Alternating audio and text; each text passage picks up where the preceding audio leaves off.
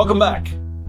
We spoke last time about the manipulation in the election and some of the reasons people would vote for one party or the other. And many of you, those of you who supported Kamala Harris, are wondering, you're baffled. How could anyone in their right mind vote for Donald J. Trump? A convicted felon, a misogynist, a bigot, a racist, a jerk. How on earth could anyone in his right mind support this individual? Well, as I said before, many people didn't necessarily vote for a candidate, rather voted against a candidate. And that's common in the last few presidential elections. So why would anyone vote against Kamala Harris? That's really the question. Now, today, my project, actually my ongoing project, is going through some things that I got out of my mom's garage. We've been helping her clean it out, and she kept a lot of toys from my childhood, so I'm going through some of them. I don't want to just pitch them or sell them. Maybe that rare thing that nobody else has, and it could be worth gazillions of dollars. Huh. I thought these things smelled bad on the outside. Anyway, I'm going to be going through those, so there's my project. Bear with me. But we'll talk today about why anyone would vote against Kamala Harris. Now, if you listen to that great philosopher of our age and co-host of The View, Joy Behar, the only reason anyone would ever vote against the great Kamala Harris is because he or she is a bigot, racist, or misogynist. I don't know how women are. Anyway, that's her position. Of course, that ignores the other candidates like Jill Stein, who's a woman, or Cornel West, who is black, and 1% of the population did vote for those non-party candidates. But regardless, that's her position. Is it true? I don't think so. There are people of that persuasion on both sides of the aisle, and to simply break it down that way is nothing but name-calling. And that's what you resort to when you have no philosophical input on anything or clear understanding of any of the issues at hand. You resort to playground tactics. I'm going to call you names and try to shame you into the way you voted. Of course, people who support Donald Trump are used to that. When he ran previously, 2015, 2016, they were called deplorables. This time they were called garbage. MAGA is thrown around by the Democrats as some kind of insult, and supporters of Donald Trump wear it as a badge of honor. So I don't really know what your long-term game is there. You're just pushing them further into the Trump camp. That's half the voting population. Both elections, it's been half the voting population. So what's the point? Well, there's just nothing else to add. It does create problems. And I know why you who hate Trump hate him so much, because you're told that constantly. I've watched MSNBC and these other channels, and they bring people on, just one person after another. Many of them just avowed enemies of Trump for whatever reason. And they come on and really make politically ludicrous statements. He's a fascist. He's going to take over the military. He's going to take over the world. He's going to kill all the gays. I mean, crazy stuff. There's no counter programming. There's no analysis. There's no fact checking. It's just, you just let them get up there and talk about it. 30, 40, 50 minutes straight forward. It's unbelievable. And if you watch that and only that, you have no choice but to believe that. It's same as if you just watch Fox News and build your opinion about Kamala Harris. Ironic, isn't it? You yell at everyone for watching Fox News, but you do the same thing with your programming. That's by design on both stations. And by the way, who owns Fox News? They're not staunch conservatives, I'll say that. They're building an audience. That's it. This is about money. It does result in things like, I think it plays heavily into things like assassination attempts. The kid that shot Trump, the multiple assassination attempts this time around. When you tell these people the end of the world is coming, if this person is elected, what do you expect to happen? And then you blame it on guns? You blame it on anything but yourselves or the mental illness this kid was going through. We never do that analysis. At any rate, I can see why you hate Donald Trump, but why would anybody vote against Kamala Harris?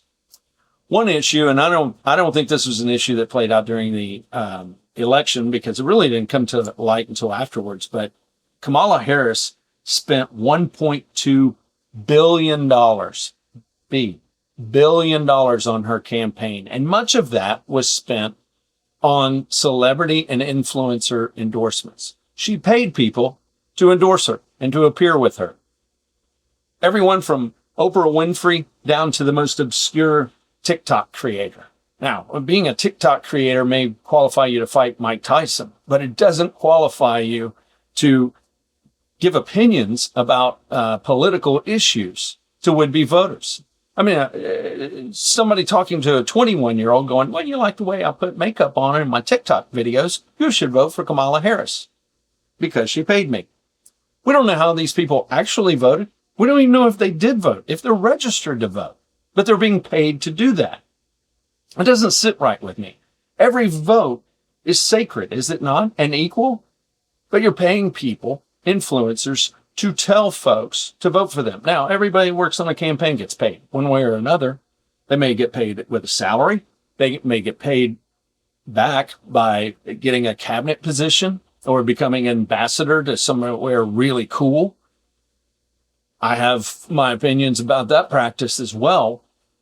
But to blatantly pay a celebrity to try to influence their fans, I don't know, it doesn't sit well with me. You may have a differing opinion, and that's fine. But the real issues, I think, come down to things like the economy. The economy is horrible right now. We know that. We feel it. We feel it every time we go put gas in our cars. We feel it every time we go buy groceries or any other products. And Kamala Harris tried to say, we're going to make some changes. I'm the candidate of change. We're going to improve this. But she's been in office as vice president for 4 years under a President Biden who has contributed not insignificantly through policy to this inflation, this runaway inflation. It's driving people crazy. They're losing their heads over this issue. But Donald Trump could come in and say, hey, look at the economy when I was president. He had some laurels to rest on there. We had a booming economy. He was doing things that people said couldn't be done, bringing manufacturing back. We saw prices drop. We saw gas prices drop. We were told gasoline's going to be $4 a gallon, and that's just the way it is. It's cheaper than anywhere else in the world. We have a higher standard of living than any place else in the world. It's not fair. Just get used to having less. I hear that usually as a Democrat candidate saying that. Tighten the belt. Turn off your air conditioner. Stop driving your truck. This is the way it is. As opposed to a message of, hey, we've got to buckle down, work hard. We can make things better. We can build this country. We can increase the economy and boom again. We can make America great again. That resonates with people, especially families who are hurting financially. So is there a reason to vote against Kamala Harris? A rational reason? Yeah, I think so. And I think if you step back and you look at that issue, you can say, okay, well, I can understand that. They're voting against the person who represents the current economy. Another issue is women's health. Kamala Harris is all about women's health, or rather abortion. Again, let's call it what it is. It's about abortion. And no matter her personal feelings about it, no matter the Democratic Party's individual members' opinions about it, the party represents abortion anytime, all the time, any stage. From the very beginning of pregnancy to the very end, abortion is fine. It's fair game. Let's do it. Anytime, anytime, anytime. That's the message. Whether that's the reality, that is the message. And that bothers a lot of people. Now, there are staunch opinions about it, that you should never have an abortion, no matter what happens to the mother, no matter how the baby's going to come out. No abortion ever, ever, ever, period. But most people, I think, polls have shown this, most people say, look, there's a time and a place for everything. And maybe there's a time and a place for abortion. But the Wild West, anything goes, anytime, that's too far. That's too much. There's a commercial on that airs quite often right now. It's for an over-the-counter abortion pill, the morning after pill. And one of the young ladies on the commercial says about this pill, being able to take this says that I got this. I got it. Situation under control. I'm mature. I'm responsible. No, it says the exact opposite. Use birth control if you don't want a baby. Okay? Use a condom. Use birth control pills. Use a diaphragm. Spill it. Don't kill it. However you want to look at it. This doesn't say you're responsible or this. Oh, abstain. There are ways not to become pregnant. Using abortion as a birth control is insanity. But that's what that party is delivering. And Kamala Harris represents that position. And that's going to turn a lot of people away from her right there. I heard Christina Applegate say she was so disappointed with this country and everybody that voted for Trump, half the population. She was so disappointed and sickened by the thought that her daughter was not going to have access to women's health. Now, what is women's health? It's abortion. What Christina Applegate said is she is sickened by the thought that her daughter is not going to have the right to kill her granddaughter. Now, I don't know Christina Applegate's actual opinion of all of this. I don't know if she's thought it through. But that's what she's saying, like it or not. Is that not sick? Is that not just absolutely disgusting? And that's where this discussion, this argument has ended? It's become, oh, I'm sickened that you won't allow my daughter to abort my granddaughter for any reason. That's where that issue is. And that turns a lot of people off. Transgender issue. Okay? Changing sexes. This is very divisive, no doubt about it. Now, I'll tell you, from my standpoint, if you're an adult, you can do anything to yourself you want to do. You can lop off anything you want, cut off your fingers, your toes, anything.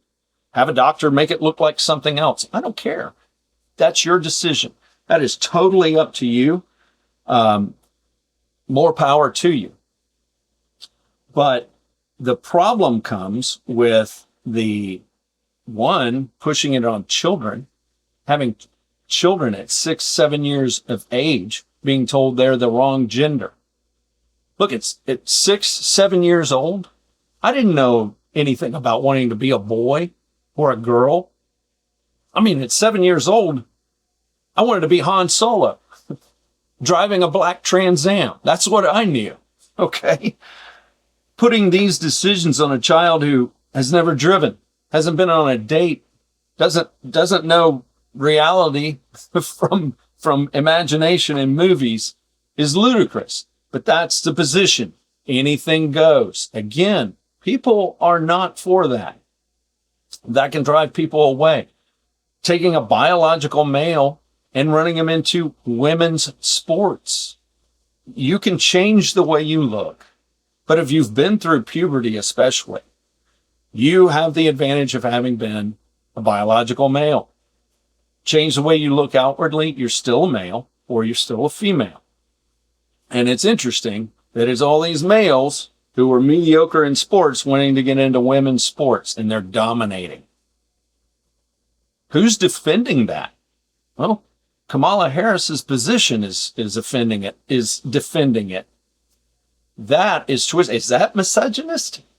So Donald Trump, who doesn't want males, biological males in women's sports, is the misogynist here?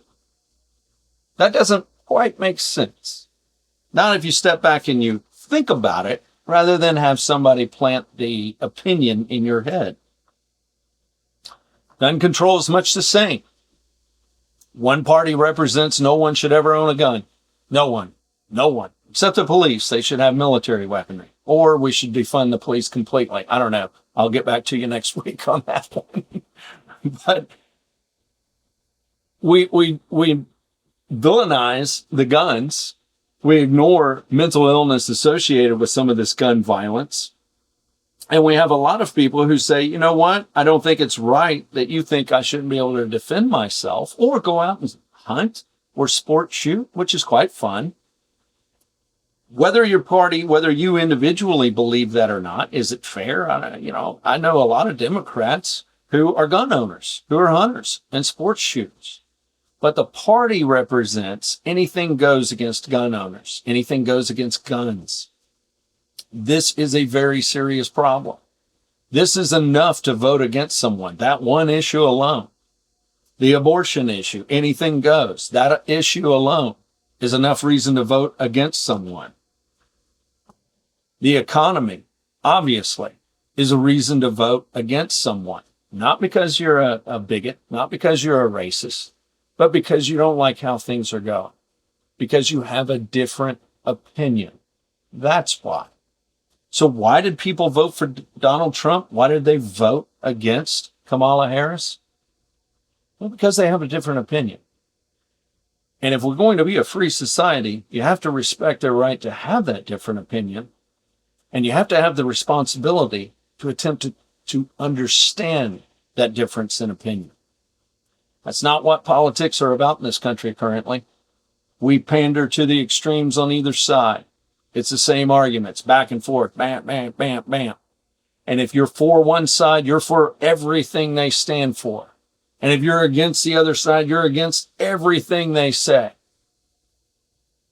Is that right? Do you agree with everything that comes out of Kamala Harris's mouth or everything that comes out of Donald Trump's mouth? Or disagree with everything Donald Trump says or disagree with everything Kamala Harris says? I can tell you, I don't agree with anyone 100% of the time, including me. There's plenty of times I say, oh my God, did you just say that? Well, what are you thinking? You don't have to be 100%, but that's what it is expected. Why? Because there's votes and a lot of money behind it. $1.2 billion to be distributed accordingly. Next, we'll talk about why anyone would vote for Kamala Harris. It's baffling. Half the country is disillusioned with their fellow countrymen and can't understand it. But until then, remember, when you're out there living your life, the left lane is for passing only.